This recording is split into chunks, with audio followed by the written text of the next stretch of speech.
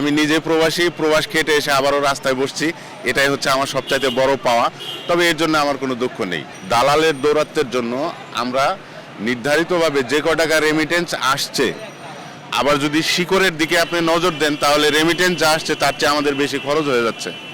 কারণ আমার বাবার ভিটেমাটি বিক্রি করে আমি বিদেশে যাচ্ছি, হিসাবটা হবে যে আমি 2 বছর যে ওখানে কাজ করলাম, আমি কত টাকা রেমিটেন্স পাঠালাম, কিন্তু আমার এই ভূমিটা যে নষ্ট হয়ে গেল এটার দাম কত হতো। আপনারা প্রকাশ করছেন যে এত মিলিয়ন রেমিটেন্স আছে, এই আসছে সেই আসছে, কিন্তু আমার পিছনের দিকে কত কোটি মিলিয়ন খরচ হয়ে গেছে সেটা তো আপনারা নজর দিচ্ছেন না, যে কতজন কত শতাংশ ভূমি বিক্রি করে দিচ্ছে, সেদিকেও নজর দিতে হবে।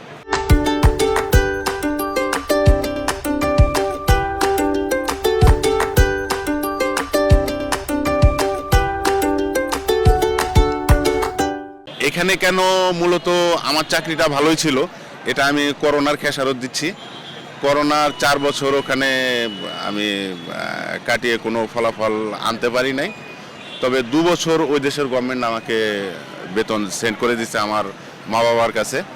কিন্তু লাস্ট 2 বছর যে গেছে, ওই 2 বছর কোনো রকম পেটে ভাতে বেঁচেছিলাম আর কি। তো দেশে এসে আশাবাদী বলতে সবচাইতে গর্বের বিষয় যে এটা আমার দেশ, এটা আমার বাবার দেশ। কিন্তু সবচাইতে বড় ভুল করেছে আমার বাবা যখন আহত অবস্থায় সুইজারল্যান্ডে চলে গেছিল। সুইজারল্যান্ডে যাওয়ার পরে ওখানকার বেশ কিছু লোক বা ডাক্তাররা বলেছিল যে স্যার, আপনি যখন আমাদের দেশে এসেই গেছেন, আপনার ফেরত যাওয়ার দরকার নেই, আপনি আমাদের দেশে সেটেল হয়ে যান। তখন আমার বাবা বলেছিল, এত কষ্ট করে দেশ স্বাধীন করেছি তোমাদের দেশে থাকার জন্য। তবে ওটা মনে হয় আমার বাবা ভুল করেছিল।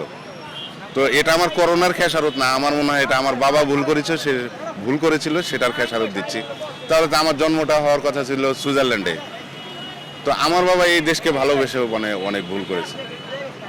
তো তারপরেও মুক্তিযোদ্ধাদের এত কিছু দিয়েছে, অত কিছু দিয়েছে, আমার কোনো ভাই, আমরা 5 ভাই, আমরা কোনো মুক্তিযোদ্ধা ফ্যাসিলিটি নেইনি, আর দরকারও নাই ওটা আমাদের। আমার কথা হচ্ছে ভালো মেধা সম্পন্ন লোক আসুক, দেশটাকে ভালোভাবে পরিচালনা করুক, আর তারপরে পথ শিশুদের একটা ব্যবস্থা করা হোক। যেমন এই আপাটাই একটা সাংবাদিক, সে সাংবাদিক না হয়েতে সে বেশ ধার্মিক স্টাইলে এসছে। যদি কোনো অবস্থায় তার কান খোলা থাকতো, তার কানে যদি একটা স্বর্ণের গহনা থাকতো, রিক্সায় বসে যাচ্ছে, পিছন থেকে টান দিয়ে যদি নিয়ে যেত, স্বর্ণটা নিয়ে গেল সেটা বড় কথা না, কিন্তু তার কানটা যে একটা সারা জীবনের জন্য একটা নষ্ট হয়ে গেল, এগুলোর জন্য একটা ব্যবস্থা করা হোক।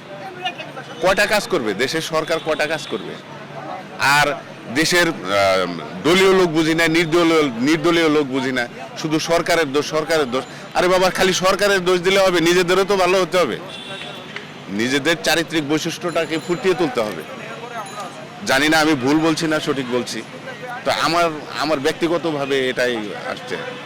তো যাই হোক, এগুলি কোনো সাক্ষাৎকার না, এগুলি আবেগের কথা। তো আপনারা সংক্ষিপ্ত করেন কাজের সময়।